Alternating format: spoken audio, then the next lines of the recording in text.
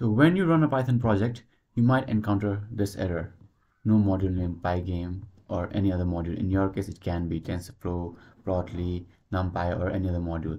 So let's see how we can fix this error. Now, a quick fix is just open your terminal. If you are in pycharm, you can open by clicking this. If you are in vscode, you can just go to terminal using your typical browse features, or you can press Ctrl Shift and this tilde character and your terminal will open. Now install whatever module is giving you problems. So in my case, it was, as you can see, pygame. So I'll just type pip install pygame and this will install pygame. Now while this is installing, as you can see, in my case, it is installing pygame in this .venv.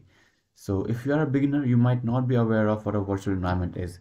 So basically, you might have different dependencies for different projects, right? A virtual environment helps you isolate those. So let's say I have a project that uses pygame version 2.5.2 and another project that uses pygame version 2.5. So I'll create two different virtual environments and install 2.5.2 in one and 2.5.2 in another. So that is the job of virtual environments.